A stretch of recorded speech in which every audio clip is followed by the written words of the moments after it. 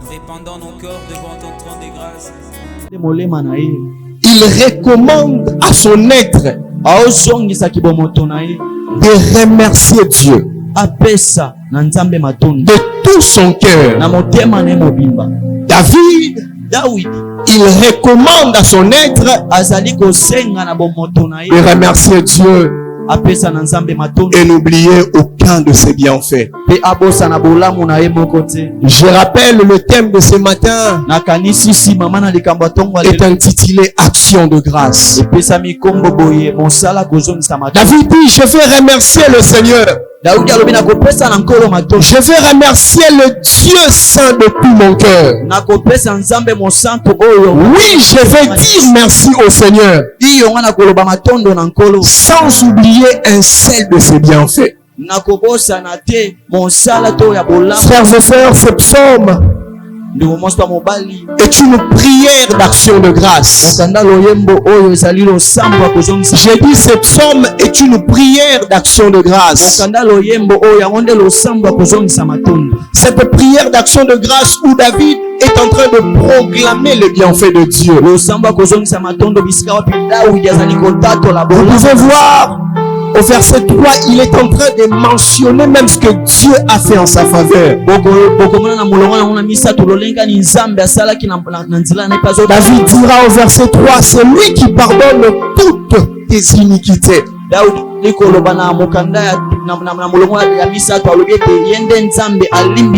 Qui guérit toutes tes maladies. Il fait une prière d'action de grâce. Et le Saint-Esprit nous a inspirés. Vous et moi, frères et sœurs, parce qu'aujourd'hui David n'est pas là. L'objectif de ce thème, c'est de cultiver dans notre vie chrétienne une attitude et une pratique permanente des actions de grâce. Dans notre vie chrétienne, frères et sœurs, nous devons savoir que le fait de dire merci à Dieu ne doit pas être une simple occasion, mais cela doit être une attitude permanente,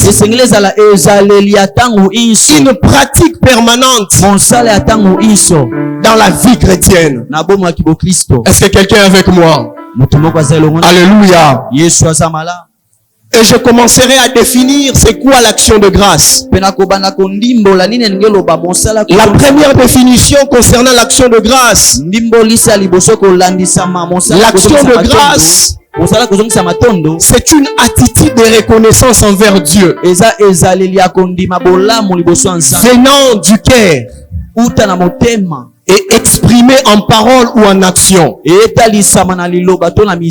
répète, l'action de grâce, c'est une attitude de reconnaissance envers Dieu venant du cœur, exprimé en parole et en action. Aujourd'hui, nous sommes le 10 décembre 2023. Frères et sœurs, c'était un long voyage. Depuis le 1er janvier jusqu'à ce jour. Combien sont ceux-là qui ne sont plus en vie aujourd'hui? Le fait que tu es vivant ce matin, ce n'est pas parce que nous sommes plus que les autres, mais c'est simplement parce que Dieu a renouvelé sa grâce dans ta vie. Alors en retour, ce que Dieu attend de nous, c'est de lui dire merci. C'est de lui dire merci.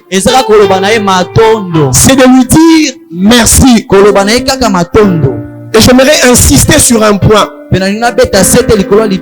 Cette attitude de reconnaissance doit venir d'un cœur. Mais comment doit être l'état de ce cœur? Ce cœur doit être sincère. En réalité, vous allez comprendre que lorsque nous rendons grâce à Dieu, l'état du cœur compte plus que l'expression en parole ou en action. Frères et sœurs, l'action de grâce doit venir d'un cœur sincère. Lorsque je dis merci à Dieu, je dois vraiment être sincère. Parce que je reconnais que si je vis, ce n'est pas par mes moyens à moi. Si je vis, ce n'est pas par mes propres efforts, mais c'est grâce à ce Dieu. Et sincèrement, je lui dis merci. L'action de grâce, retenez la première vérité, doit provenir d'un cœur qui est sincère. Alléluia. Nous pouvons pas prier, faire de prières d'action de grâce comme David en psaume 103. Mais si le cœur n'est pas sincère, c'est une peine perdue. C'est pourquoi David dit de tout mon cœur, je remercie le Seigneur. Est-ce que ce matin, le Seigneur trouvera quelqu'un qui va le remercier de son cœur sincèrement? Cette personne qui reconnaît que si je suis là en forme, si j'ai cette entreprise, si j'ai ce travail, cette femme, cet homme, c'est grâce à Dieu. Sincèrement, je te dis merci. Alléluia. Amen. La deuxième définition, l'action de grâce, c'est dire merci au Seigneur en toutes circonstances ou occasions, favorable ou non favorable. Amen. Hein? Amen. Est-ce que vous m'entendez très bien? On lui a chassé. Si c'était vous et moi, je pouvais dire que Dieu, tu m'as abandonné. Tu ne m'as pas exaucé. C'est ça nos prières de foi. Quand tout va mal, on commence à dire que Dieu nous a abandonnés. Mais David n'a pas dit que tu m'as abandonné. David n'a pas dit que tu m'as délaissé. Mais David a dit en tout temps, je remercierai le Seigneur. En tout temps, je remercierai le Seigneur. Frères et sœurs, je ne sais pas comment tu es en train de m'écouter. C'est seulement quelqu'un qui est passé par des moments difficiles et qui comprend que même dans ces moments, comme ça ne m'a pas tué, comme Dieu m'a gardé, alors il mérite mes remerciements. Parce que par là j'ai compris, frères et sœurs, vous savez, quand tout va mal et que nous disons merci à Dieu, c'est aussi une preuve que nous manifestons à Dieu que qu'importe les difficultés, tu resteras mon Dieu. Qu'importe les souffrances, tu resteras mon Seigneur. Tu resteras mon Sauveur. Je ne te changerai pour rien au monde. Je prie à mon Dieu que nous soyons de cette catégorie de chrétiens. Lorsque tout va mal, qui ne diront pas que Dieu nous a abandonnés, mais qui diront, même dans de tels moments, il peut retirer sa gloire. Même dans de tels moments, Jésus reste Dieu. Il n'a pas changé. Du fait qu'il m'a laissé en vie, il y a encore de l'espoir. Je ne sais pas qui est en train de traverser un désert, mais j'ai une bonne nouvelle pour toi. David qui traversait aussi un désert dans Psaume 23, mais il dira: quand je marche dans la vallée de l'ombre de la mort, je ne crains aucun mal, car tu es avec moi. En réalité, le désert des difficultés, ce n'est pas une demeure, ce n'est qu'une traversée. Tu ne mourras pas dans cette situation, tu ne resteras pas dans cette situation. Tu es en train juste de traverser. Et ce qui doit te rassurer, Dieu n'est pas loin de toi, il est en toi et avec toi. Est-ce que quelqu'un peut acclamer Dieu? Gloire à Dieu. La troisième définition, l'action de grâce, c'est également remercier Dieu pour ce qu'il a fait pour nous, pour ce qu'il fait pour nous et pour ce qu'il fera demain. Je répète cette définition. L'action de grâce, c'est dire merci à Dieu pour ce qu'il a fait hier. C'est aussi dire merci à Dieu pour ce qu'il fait maintenant et pour ce qu'il fera demain. C'est ça ce que j'appelle les 3 temps pour dire merci à Dieu. Les 3 temps pour dire merci à Dieu.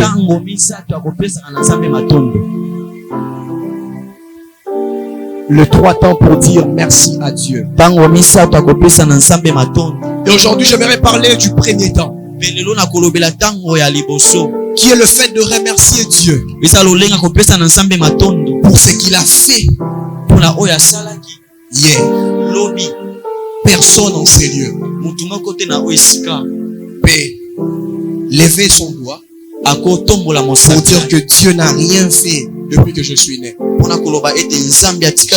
de nous a au moins une preuve de ce que Dieu a accompli dans sa vie.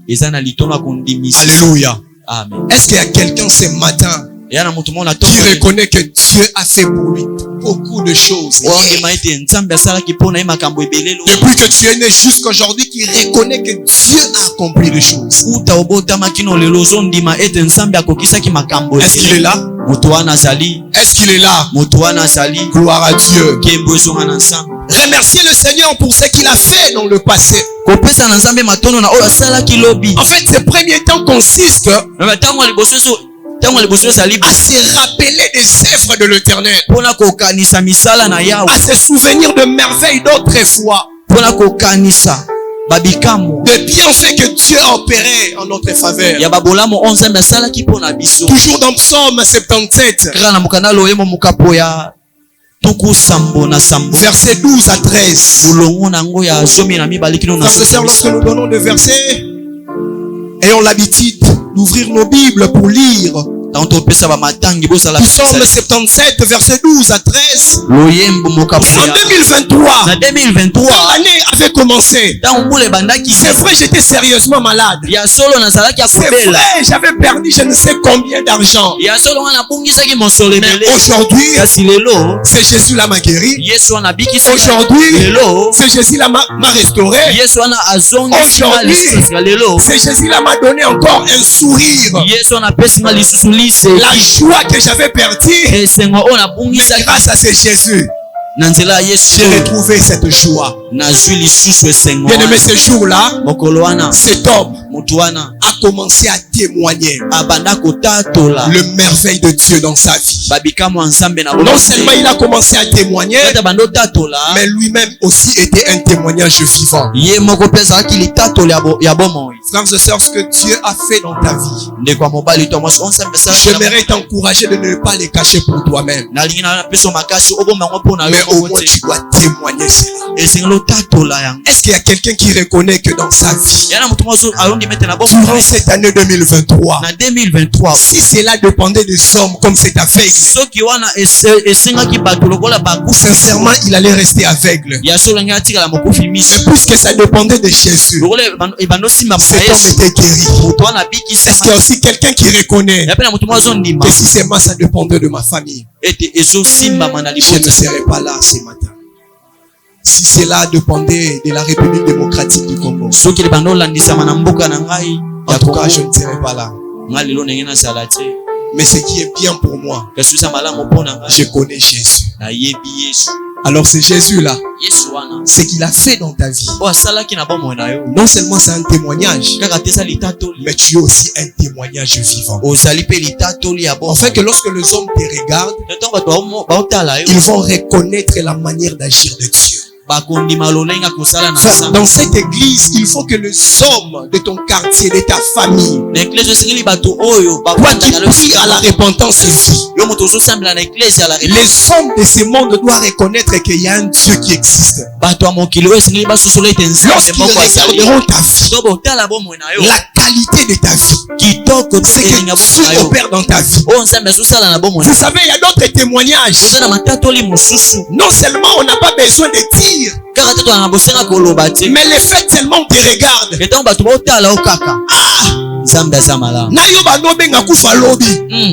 Mais lorsque les hommes te regardent,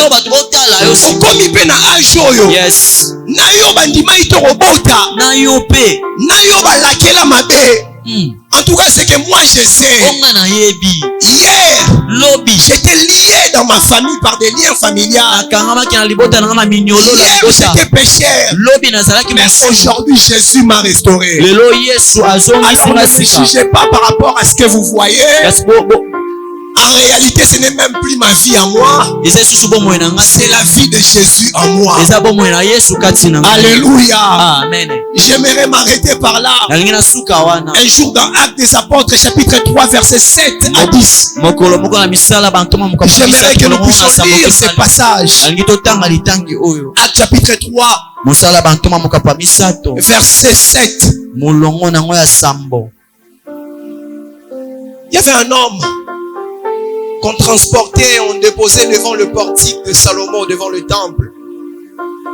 Et un jour, Pierre et Jean montaient à l'heure de la prière. Et vous connaissez, pendant que cet homme pensait recevoir dès quelque chose, mais Pierre lui dit au verset 6, je n'ai ni argent ni or, mais ce que j'ai, je te le donne. Au nom de Jésus-Christ de Nazareth, lève-toi et marche. La Bible dit, et le prenant par la main droite, il le fit lever.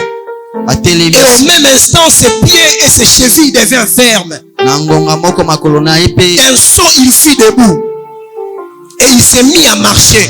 Il entra avec eux dans le temple, marchant, sautant et louant Dieu. Tout le monde le vit marchant et louant Dieu. J'aime le verset 10. Il reconnaissait que c'était celui qui était assis à la belle porte du temple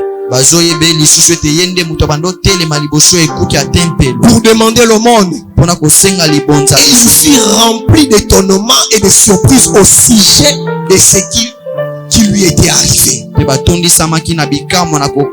Alléluia. Cet homme qui était guéri, il va entrer dans le temple parce qu'il reconnaît qu'à chaque fois il était devant le temple, tout ce que les hommes lui donnaient ne pouvait pas résoudre son problème. Mais ce jour-là, son problème était résolu. Il était guéri. Et il reconnaît qu'en réalité, ces hommes, dans leur prière, ils avaient dit c'était ni l'argent, c'était ni l'or qui m'a guéri, mais c'est Jésus-Christ. J'aimerais dire à quelqu'un, ce n'est ni l'or ni l'argent qui te garde jusqu'à ce jour, mais c'est Jésus-Christ. Ayant compris cela, il ne va pas rentrer chez lui pour dire que je suis guéri, mais il va entrer dans le temple pour louer Dieu, pour rendre grâce à Dieu. Frères et sœurs, j'aimerais te dire, il y a des choses que tu recevras dans la prière. Il y a des choses que Dieu te donnera. Ces choses ne peuvent que se conserver dans sa présence.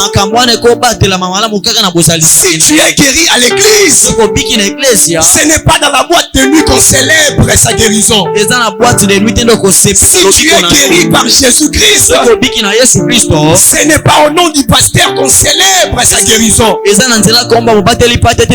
Si c'est Jésus-Christ qui t'a guéri, ce n'est que dans sa présence qu'on peut célébrer sa guérison. Ce n'est que dans sa présence qu'on peut lui dire merci. Frères et sœurs, arrêtons.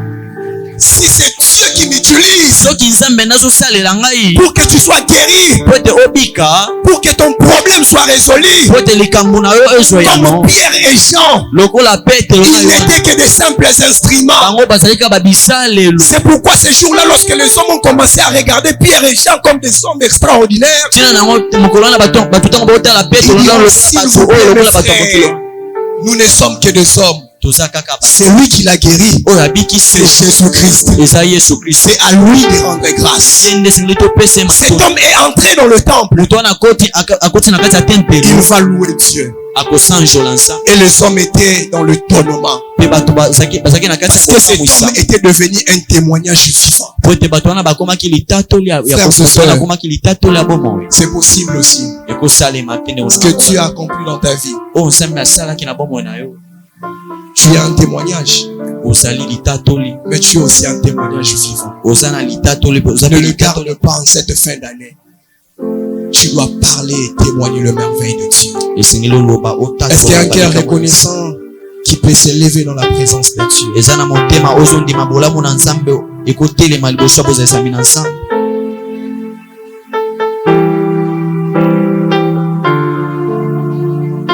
Je vais remercier le Seigneur. Je ne savais même pas qu'est-ce que ces hommes avaient vu. Pour venir avec un véhicule de sapeurs-pompiers pour éteindre le feu. Et je vous assure, après 30 minutes, ils ont appelé la police. Et il y a des policiers bien armés qui sont venus vers nous. Nous étions arrêtés, ils nous ont embarqués dans leur tube. Dans un pays comme la Tunisie, faire la prison, tu vas le faire sérieusement. Mais pendant qu'on partait en cours de route, arrivé à l'arrêt du métro, ils nous ont dit: ne faut plus jamais retourner dans cette brousse pour prier. Comment les sapeurs-pompiers ont vu le fait, mais il n'y avait pas le fait. Alors descendez, rentrez chez vous. Qui a fait ça si ce n'est pas Dieu? Frères et sœurs, tu as 1000 raisons de lui dire merci. Il y avait même des moments où on priait, coffré dans la chambre. Il y avait des voisins qui interpellaient la police. On pouvait nous s'embarquer et nous arrêter. Mais Dieu nous a protégés. Élève ta voix, dis merci à Dieu.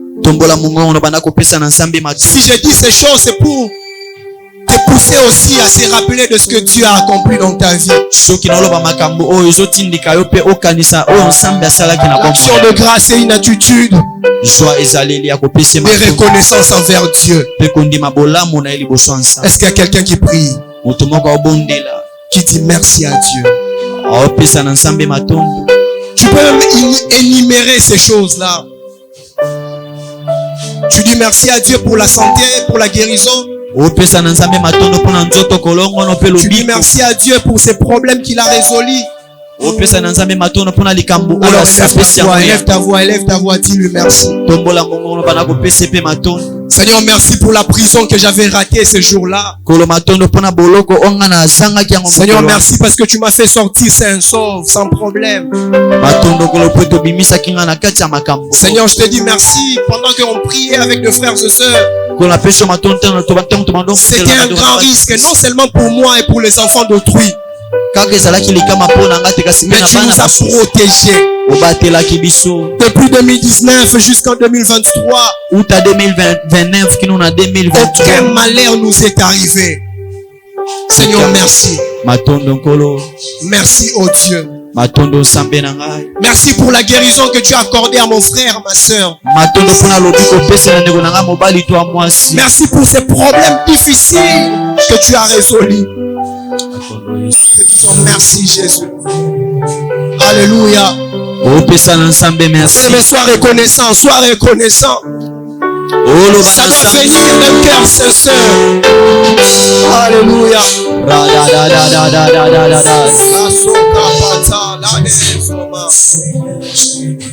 Merci. Papa, topé soit merci à ton Alléluia. Cœur de péché.